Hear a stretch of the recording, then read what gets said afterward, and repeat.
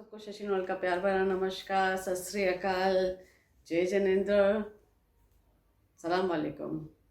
और मैं एक बार फिर रिक्वेस्ट करती हूँ आप सबसे, प्लीज़ मेरे चैनल को लाइक कीजिए, सब्सक्राइब कीजिए, शेयर कीजिए, ताकि ज़्यादा से ज़्यादा लोगों को मेरे चैनल के बारे में पता चले।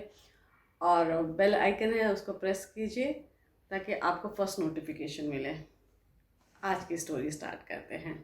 ये स्टोरी काफ़ी पहले की है, बहुत साल पहले की है, पर अब मेरे जहन में जस्ट आ गया था तो मैंने सोचा चलो ये भी शेयर कर लेते हैं।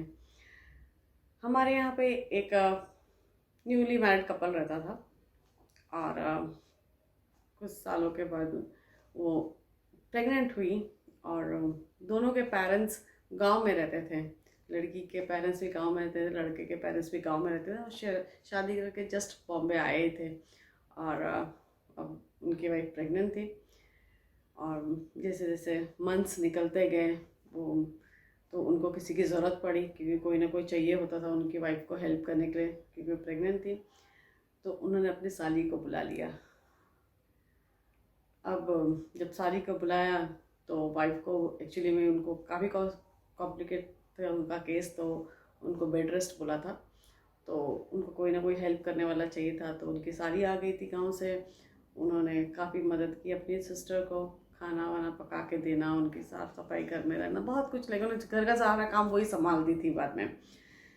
इस बीच में साली और जीजा में प्यार हो गया और बच्चा हो गया। उसके बाद थोड़ा बड़ा भी हो गया तो उन्होंने अपनी साली को वापस नहीं भेजा, क्योंकि दोनों के बीच में अफेयर चालू था।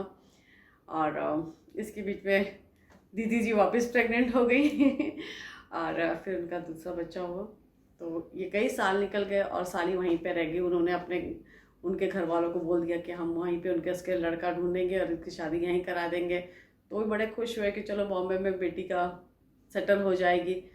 तो वो भी बड़े खुश थे, उन्होंने भी ज़्यादा कुछ नहीं बोला। ये दोनों का अफेयर चल रहा था। बाद में उनकी वाइफ को पता चल गया कुछ टाइम के बाद। ऑब्वियस है कि कितना भी छुपा लो, कहीं ना कहीं बीवी को पता तो चल ही जाता है। तो वो तो घर की बात थी, घर के अंदर ही सारा कुछ चल रहा था।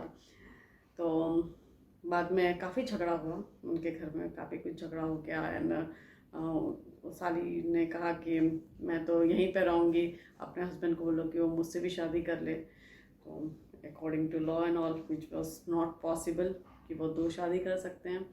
Being a Hindu it was not possible for them कि वो शादी कर सकते हैं दूसरी। तो उन्होंने नहीं किया। वो काफ़ी कुछ घर में झगड़ा चलता रहा। उसने कहा मैं गांव भी नहीं जाऊंगी, क्योंकि जो भी है मैं आपके हस्बैंड के साथ ही रहूंगी। उनके लिए रिश्ते भी आए, लोगों ने रिश्ते भी लाए, बट उन्होंने ठुकरा दिया ये बोल के कि नहीं, मैं अपने जीजा के साथ ही रहूँगी। इन सब चक्करों में काफ़ी टाइम तक ये सब प्रॉब्लम चलता रहा। एक दिन उन्होंने सुसाइड कर दिया उनके हस्बैंड ने, क्योंकि बहुत ज़्यादा प्रॉब्लम्स चलती रही और उन्होंने सुसाइड कर लिया। इन सब में तो ज़्यादा नुकसान किसका हुआ।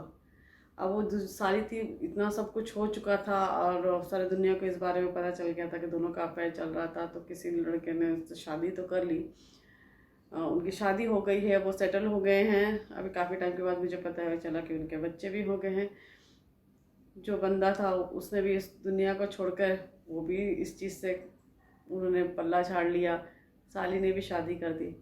पर कभी किसी ने सोचा, जिस लड़की ने 7 फेरे लिए, अपने वचन निभाए, अपनी सिस्टर पर भरोसा किया, अपने हस्बैंड पे भरोसा किया, आज उस सब लोग ने सब कुछ तोड़ दिया। उसके 2 छोटे छोटे बच्चे थे, उनका क्या होगा, किसी ने नहीं सोचा। तो गलती किसकी है इसमें, मुझे ज़रूर बताना। Thank you.